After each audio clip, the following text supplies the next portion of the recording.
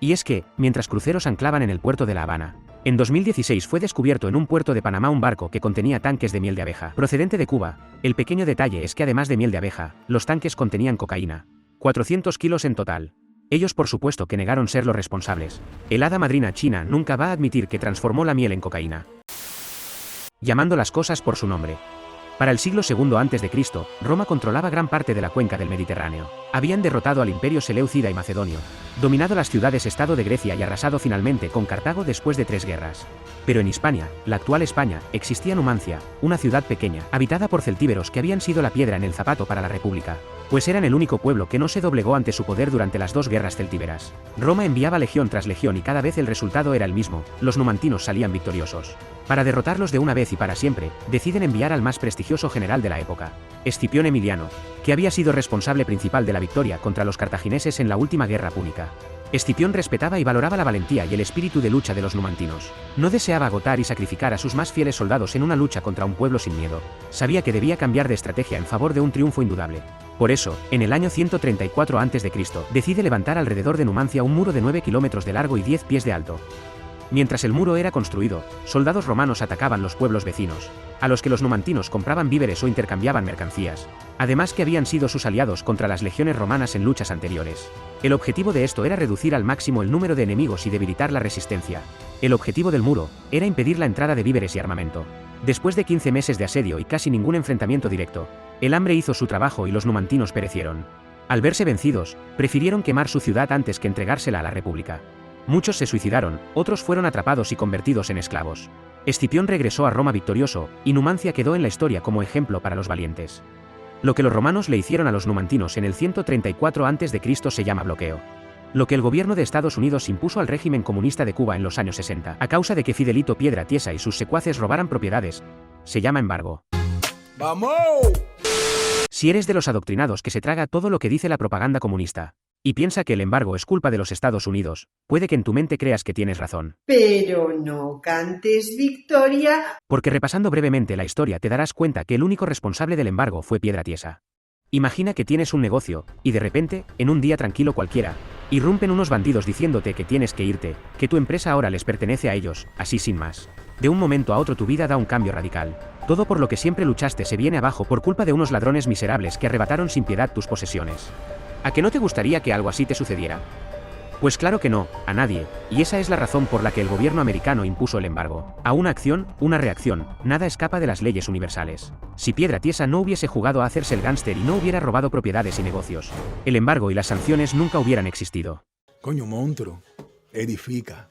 Así que si eres de los que dentro de Cuba o fuera de ella, buscas culpables externos de la pésima situación en la que viven los cubanos, y justificas la mala gestión gubernamental con el mal llamado bloqueo, te recomiendo que vayas con un pico al cementerio de Santa Ifigenia y rompas con ira revolucionaria la piedra más grande que ahí se encuentra, porque esa piedra simboliza el único y verdadero culpable del embargo y de la mala gestión gubernamental en la que Cuba lleva sometida más de 60 años. Aunque te digan lo contrario, para la dictadura el embargo ha sido más beneficioso que perjudicial, pues encarna la excusa perfecta del régimen para disfrazar la corrupción y esquivar su propia incompetencia. Lo han utilizado para engañar al cubano, porque en la realidad, el embargo nunca ha afectado a sus bolsillos, ni les ha impedido hacer negocios con numerosos países del globo, incluido el mismo país que le impuso el embargo. ¿Recuerdas la época en la que todos iban a Cuba?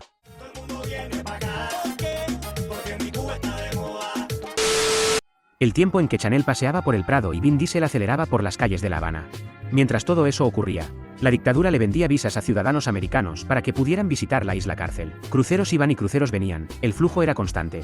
El billete no paraba de entrar y el embargo brillaba por su ausencia. ¿Alguna vez alguien explicó en los medios oficialistas cubanos cuánto dinero les pagaron Chanel? ¿O la producción de Rápido y Furioso? ¿O cuánto recaudaron de los cruceros? ¿O dijeron para qué usaron ese dinero? Claro que no, porque ellos prefieren dormir a la gente con absurdas cifras inventadas en noticias como: el municipio de Caimito sobrecumplió en un 40% el plan general integral de la recogida de Marabú, gracias a los aguerridos compañeros bla bla bla.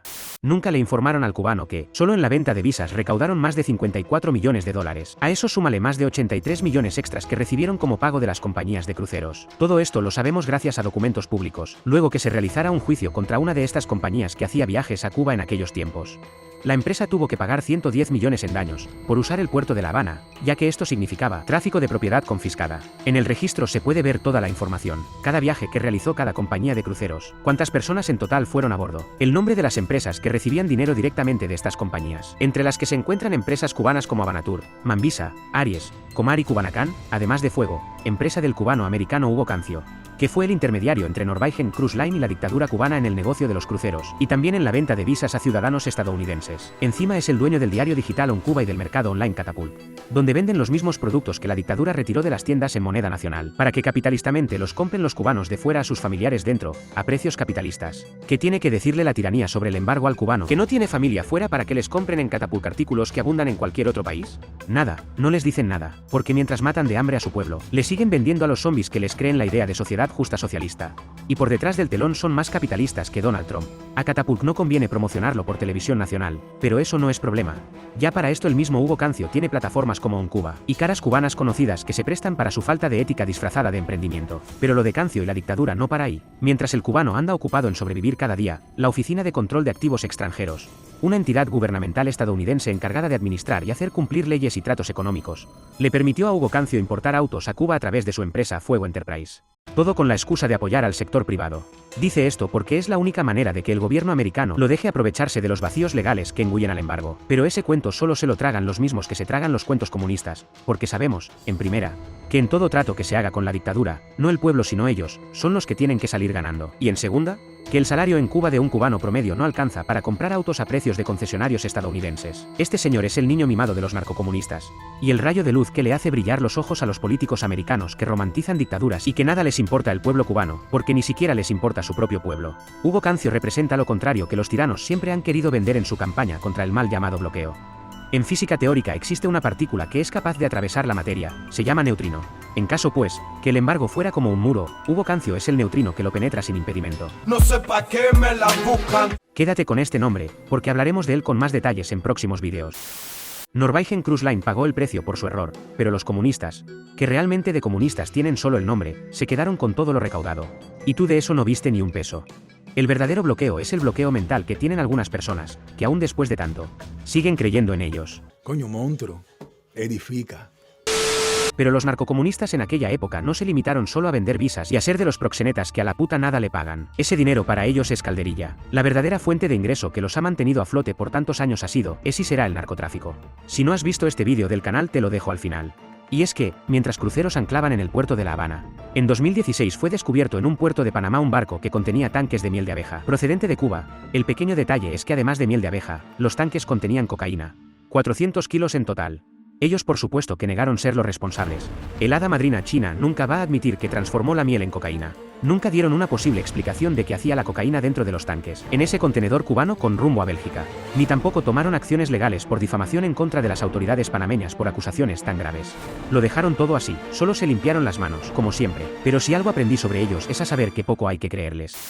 Ahí perdieron un menudo, se les jodió ese cargamento. Pero ¿cuántos otros no hacen regularmente y de los que nunca nos enteramos? ¿Les prohíbe el embargo traficar drogas junto con gobiernos como Venezuela o Nicaragua?